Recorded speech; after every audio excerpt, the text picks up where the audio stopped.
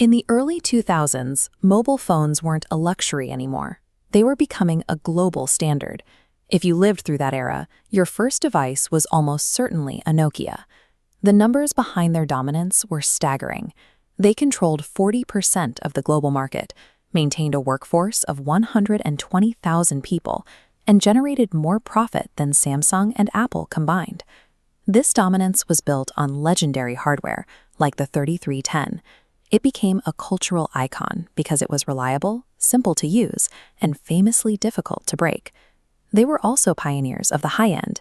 Devices like the N95 were packed with GPS and video recording capabilities years before those features became standard on every smartphone.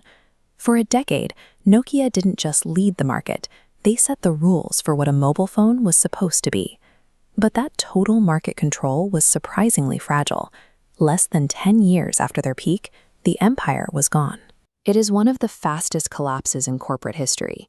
It leaves a massive question. How could a company with billions in the bank and the world's best engineers lose their entire business so quickly?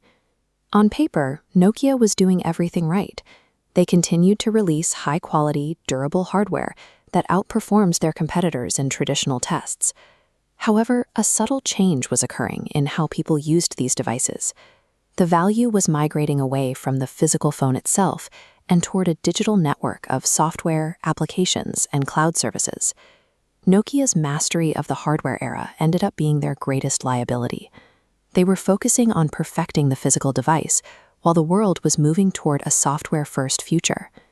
The turning point arrived in 2007 when Steve Jobs stood on stage to introduce the original iPhone. It was a device that lacked the one thing Nokia thought was essential, a physical keyboard. Nokia's leadership dismissed it.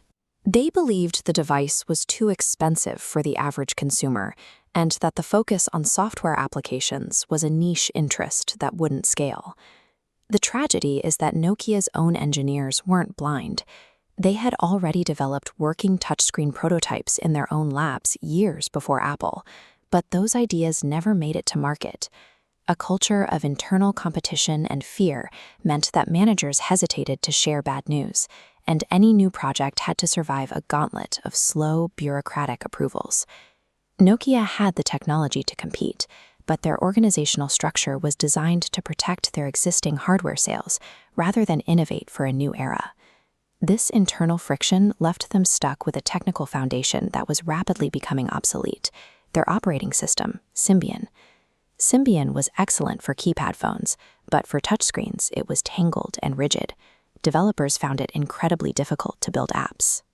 Meanwhile, Apple and Google built their systems to be developer-friendly, allowing millions to create the apps that made these phones valuable. This created an ecosystem. Consumers weren't just choosing a handset anymore. They were choosing where to keep their photos, their maps, and their favorite games.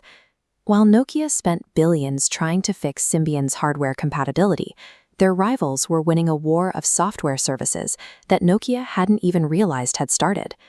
In 2008, Google offered Nokia a chance to use their new Android operating system. Nokia declined, fearing that using a third-party system would turn them into a generic manufacturer. By 2011, their market share was in freefall. The company hired a new CEO, Stephen Elop, who famously compared Nokia to a man standing on a burning oil platform with no choice but to jump. Instead of jumping to Android, Elop bet everything on a partnership with Microsoft, making the Windows Phone operating system Nokia's exclusive future. The resulting Lumia hardware was beautiful and well-reviewed, but the Windows Phone system arrived far too late to attract the app developers who had already committed to Apple and Android. Beautiful hardware could not save a phone that lacked the software ecosystem the modern consumer now demanded. The financial impact was brutal. Between 2008 and 2013, Nokia's market share evaporated, their profits vanished, and tens of thousands of employees were laid off. In 2013, the company that once ruled the world sold its entire phone division to Microsoft for $7.2 billion, a fraction of its former value. In a final irony, Microsoft also failed to gain a foothold in the market and eventually shut down its smartphone efforts entirely.